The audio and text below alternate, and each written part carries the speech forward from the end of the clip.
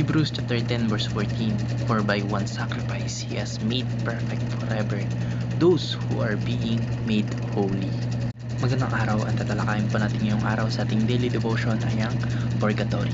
At ang una pong katuruan na natutuhan ko ngayong araw kay Pastor Russell Ocampo ay Christ purification is enough.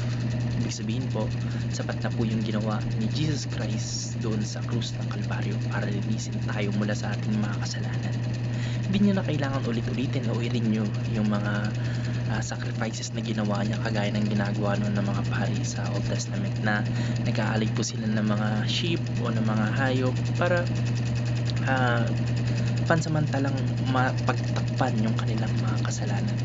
Yung ginagawa po nilang iyon ay pansamantalang pantakip lang, hindi po yung isahan na sacrifice kagaya po ng ginawa ng ating Panginoon Kristo.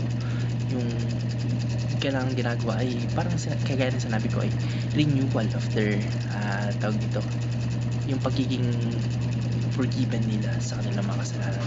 Ang ating Panginoon Kristo po kasi nung ialay niya po yung kanyang sarili doon sa krus ng Kalbaryo, isang beses lang po, pero sapat na yun para sa ating lahat. Kaya hindi na natin kailangan magdagdag ng sariling gawa o sakripisyo para kumpletuhin yung ginawa ng ating Panginoong Hesus Kristo. Finished work na talaga yun at wala nang dapat pang idagdag. At ang natutuhan ko naman po sa pangalawang katuruan ni Pastor Russell Ocampo ay Christ purification is for all time. Yung sacrifice po ng ating Panginoong Hesus Kristo ay hindi lang para sa nakaraan o sa panahon ng mga apostles. Yun po ay para sa lahat ng panahon, past, present, and future. Noon, ngayon, at sa hinaharap, forever yung epekto ng ginawa niya. Kaya kung tinanggap po natin ang ating Panginoong Hesus Kristo, hindi ito temporary o may expiration. Ang linis na ibinibigay ng ating Panginoon ay hindi basta-basta mawawala, kasi ito po ay nakabase sa kanyang perfect at eternal sacrifice. Ito ay nakabase sa kanyang grace, hindi sa ating mga gawa. Hindi ito nakadepende sa human effort o sa paulit-ulit na ritual o na mga sacraments.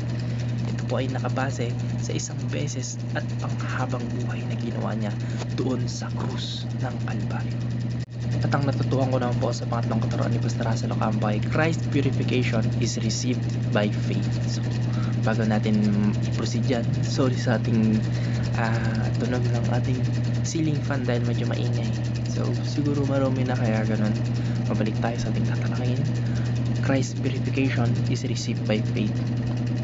Kahit po perfect tayo at sapat na yung purification na yun na binigay sa atin ng ating Panginoon sa Kristo, kailangan pa rin natin itong tanggapin sa pamamagitan ng ating faith o ng ating pananampalataya. Kailangan natin magkaroon ng true saving faith. Hindi automatic na lahat ng tao ay purified, kundi yung mga nananampalataya at patuloy na lumalakad sa ating Panginoong Hesus Kristo. Yung sabi nga po sa talata, those who are being made holy. So ibig sabihin, habang tinatanggap natin ang kapatawaran sa pamamagitan ng ating pananampalataya o ng ating faith, yung Holy Spirit naman po ay patuloy na nagtatransform sa atin araw-araw para maging mas banal at mas Christ-like tayo throughout the day. O parang step by step na transformation. Hindi lang yung isang transformation lang, kundi progressive.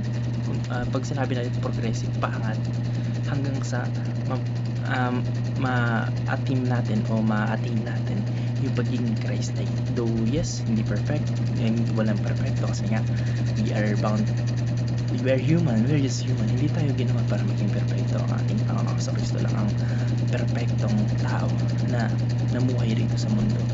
Pero syempre, as a Christian, yun yung goal natin na maging Christ-like. So, yes, faith yung susi para ma-apply sa buhay natin yung perfect na ginawa ng ating Panginoong Hesus Kristo. Yun lamang po. Maraming salamat and God bless. Amen.